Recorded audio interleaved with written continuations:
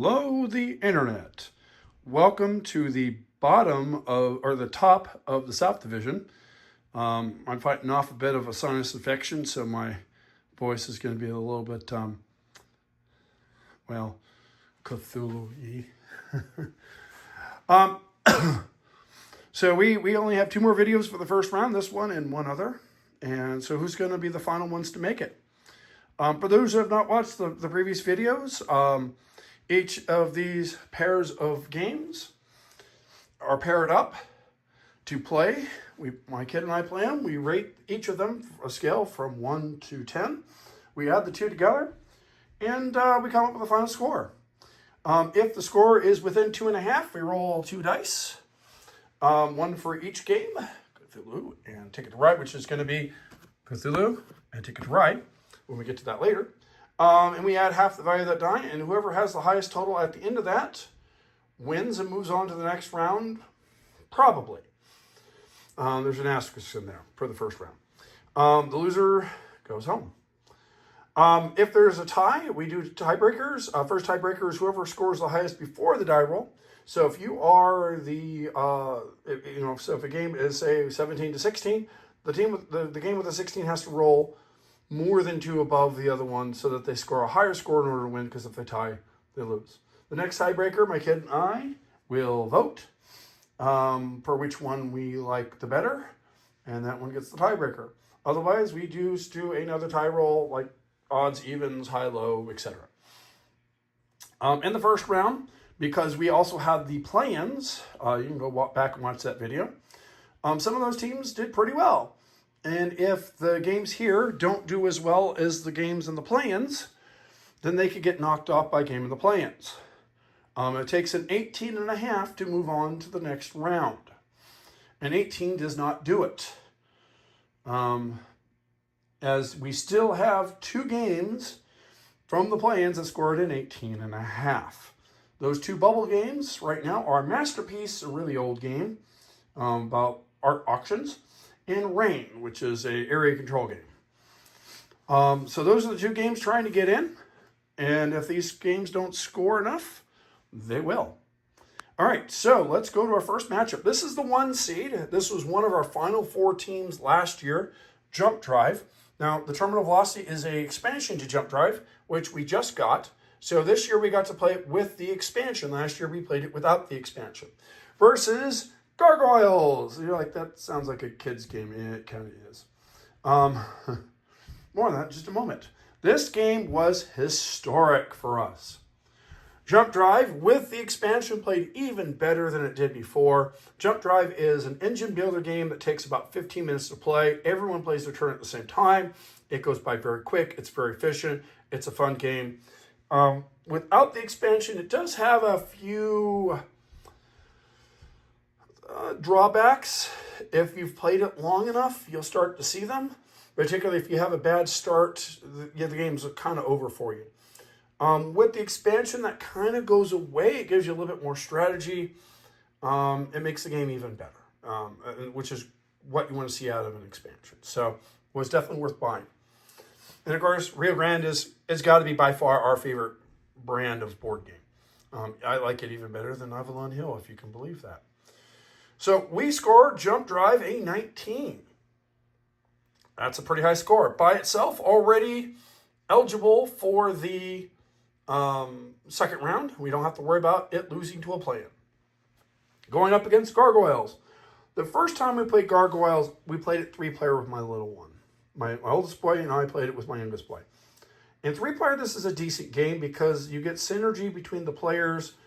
You don't get the bad guys grouping up on one person and killing them off like instantly.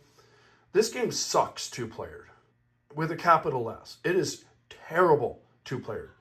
The game takes longer to set up than to play. You're dead in the second or third round of the game.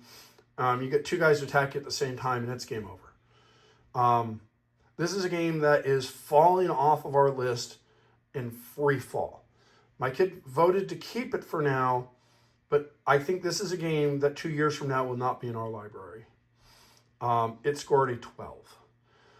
So it lost by 7. This is the biggest blowout we have ever had in our tournament ever. A 7-point shellacking. So Gargoyles, we'll see you next year in the play-ins. Maybe. Because we're gonna have votes to games we don't play. I'm gonna be voting to not play Gargoyles. So we may not play it next year. We may never play it again. So it doesn't move on. Jump Drive moves on to the next round. It's a game that's gunning for the Final Four. We'll see if it makes it to the Final Four again. It made it last year and lost to Power Grid. So we'll see what it does this year. All right, our 8-9. Now, I've said all year long, watch out for the 8-9. The 8-9 is going to be awesome. The 8-9 is going to be amazing. And in a lot of cases, that's been true. We did get one 8-9 where the 8-9 didn't move on. Well, this is the second one. Both of these games fell flat.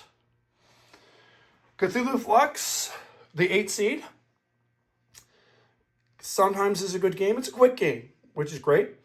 But it's got too many creepers that drag the game down and make it kind of weird and wonky. And then you get rid of a creeper finally, and then the next card that comes up would be a game you'd win if you still had the creeper. It just it makes it kind of frustrating. And so we like this game a lot less than Ecoflux. We like that. We only have 2 fluxes, Cthulhu Flux and Ecoflux. We like Ecoflux a lot better. This one only scored a 15. More on what that could mean for next year in a moment. Ticket to Ride USA. This is a game that becomes more predictable the more you play it. We've played this game a lot. I mean, I bought this game 10 years ago, and I've been playing it with my oldest boy since he was 3, although we had to play with way different rules back then. We've played this game a lot. And every board game at some point is going to hit a point where it hits diminishing returns, and at some point it's not quite as fun anymore. In addition to that, we've got 7 different versions of Ticket to Ride. And between this one and the European one, those are our 2 least favorite. Are we going to get rid of this game anytime soon? Probably not. But if we had to get rid of one, either this or Europe, I'd probably get rid of this just because Europe has the better cards to play with for the expansions. This one only scored a 15, so it's continuing to fall. They both scored 15s. So even if they both rolled 6s, that would be an 18. 18 is not enough to move on to the next round. So, Masterpiece is officially in the tournament. However, if one of these rolls a 6, it will be entered into the bubble. Because at this point, we have so many of the 18.5 on the planes are in, we're almost at the point where some of these teams that score 18 can get back in. Right now, we only have one, Wingspan, which was also an 8 seed. But it scored a 17, I think, to get there. So it would win the first tiebreaker. So this would be the next bubble team. So this would be the 3rd bubble team if it rolls a 6, whichever one rolls 6. Now, Ticket to Ride does have the advantage. We voted Ticket to Ride higher than the Cthulhu Flux when we both voted which one we like more. So this one's Cthulhu. This one's Ticket to Ride. If this rolls a 1, Cthulhu will destroy our planet. So root for not a 1. All right. All right. And one other thing. I almost forgot this. Right now, we have 12 relegated games, counting Gargoyles, that are going to be dropped down into the play-ins next year. We had 16 games score 15.5 or better in the play-ins this year. All of those will move up to the tournament next year. That means we have 4 more, at least, actually more, that need to get relegated.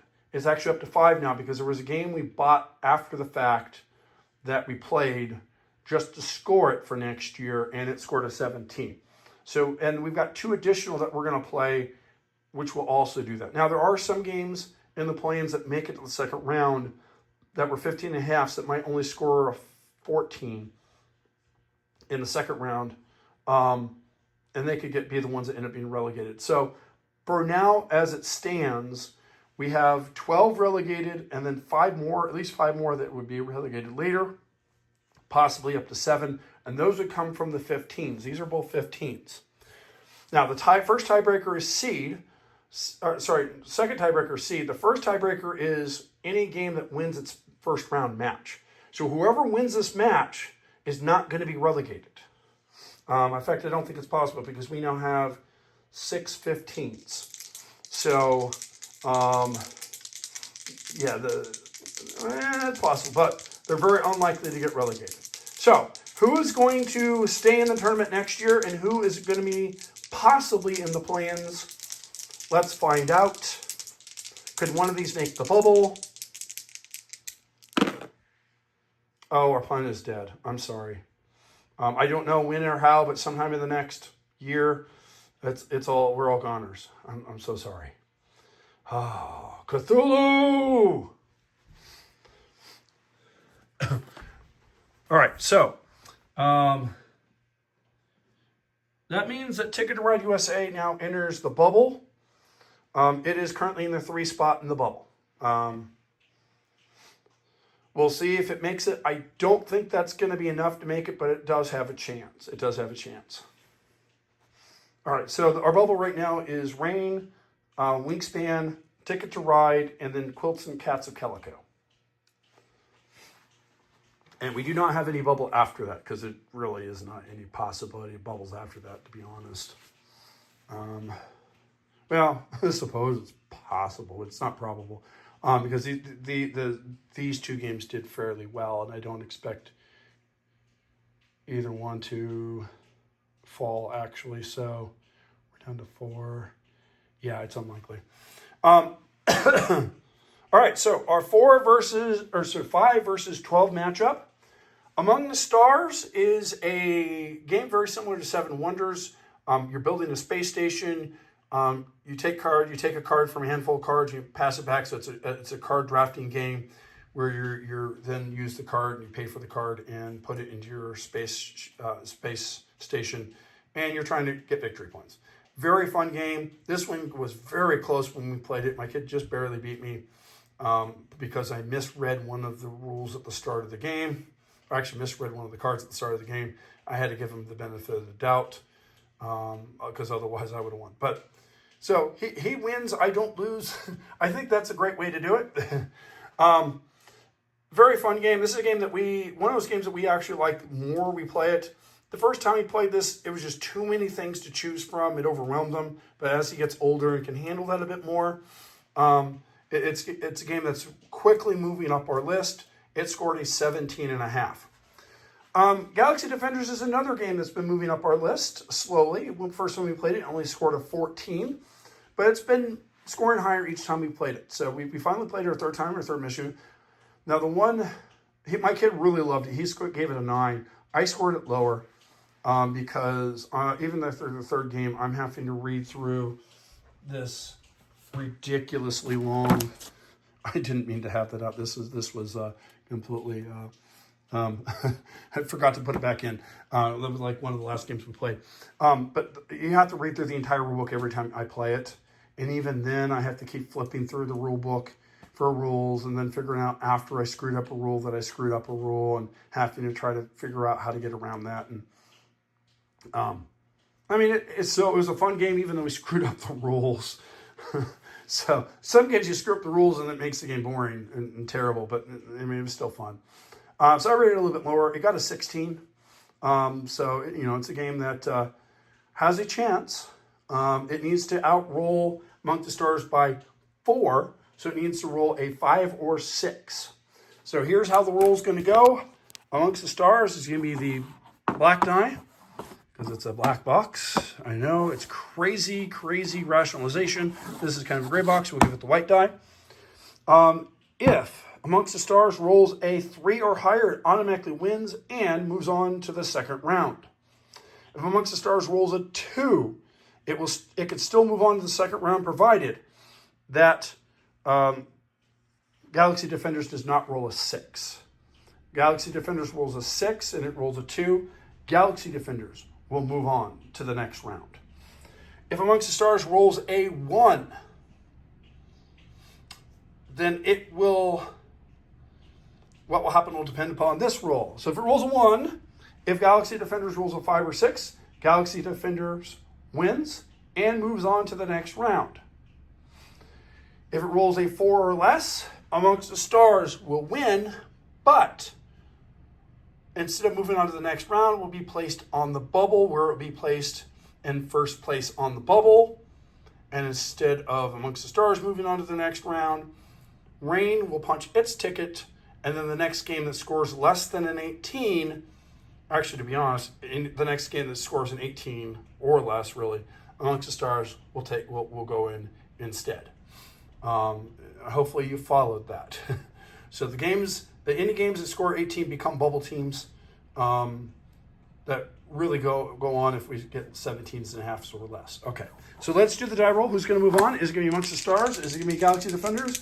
Or is your brain going to explode because we're going to have some other outcome that is going to make things very, very complicated?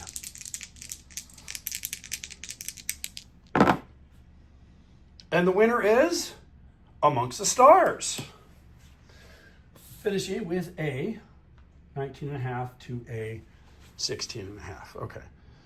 Now, by the way, we do not know who Jump Drive is going to play yet, because the 6 games that are currently from the play-ins that are going to be in the first round, or they're going to be in the second round, we will place them based on seeding. So the best seeded game that gets knocked out will be replaced with the winner of the tournament, which was Burger Joint. Right now, that is a 5 seed. The 8 seed will be replaced by the 2 8 seeds that are out will be replaced by the lowest 2, which right now would in fact be Masterpiece and Cthulhu, Catan Rivals. Which one we go into which spot, I don't know yet. We'll see. But it is possible the 8 seed Wingspan to get back in the tournament if really crazy things happen in the bottom of the tournament, bottom of the bracket. All right. All right, our final for this one. Power Grid, the First Sparks. This is a offshoot of Power Grid versus Villainous. Now notice that Villainous does not have a die on it. There's a reason for this. Villainous only scored a 13.5, so it is out. It lost the match in a blowout. It is out. So First Sparks scored a 17.5, so it definitely, no matter what, will win the matchup. However, it needs to roll at least a 2 on the die to move on to the next round. If it rolls a 1, and instead of moving on, it moves into the bubble. It'd be in first place in the bubble. And Rain would punch its ticket into the tournament. All right, so First Sparks, kind of similar to Power Grid, but also at the same time, very different from Power Grid. It's kind of hard to explain, but it is a very fun game. Villainous, it's a game that is we're slowly liking less the more we play it. I will say Hades is almost a completely unplayable character. He is really hard. If you get someone who's really good who plays the Queen, that game can go very quick, but it is very luck based on what cards you draw, and we tend to break down games like that. Now this game, the advantage of Villainous is that the different expansions all play together. We don't have any of the expansions, and I don't really intend on getting any because this only scored a 13.5 versus a 17.5. So let's see if First Sparks is moving on. And the answer is, yes it is. All right, so with a 4, it moves on. Easy peasy. The only game that's not is the 8-9 seed. Everything else moves on. This leads us to the final 8 games. The 3, the 6, the 7, and the 2. We have played half of those games already, not in the order you would expect us to play them. And I can tell you there is one of those games, 2 of them actually, that are either definitely out or need a really good die roll. So it is going to come down to the wire, ladies and gentlemen. So Villainous is relegated. Gargoyles is no longer on the table. So it's already relegated. Everything else, we don't know if Cthulhu Flux will be relegated. It's pretty low. It's like number 5 on the list right now. So we'll see. But we've got 13 total. We're going to need somewhere between 17 and 19. So it's going to come down. It's going to come down to the wire for that. Plus, some of those, there may be some adjustments in the second round as well. We do next round's pairings based on the final, the score of the game that they played last. So if they play the second round, that's their last round they play, we take that score. Hopefully makes a little bit of sense going into next year.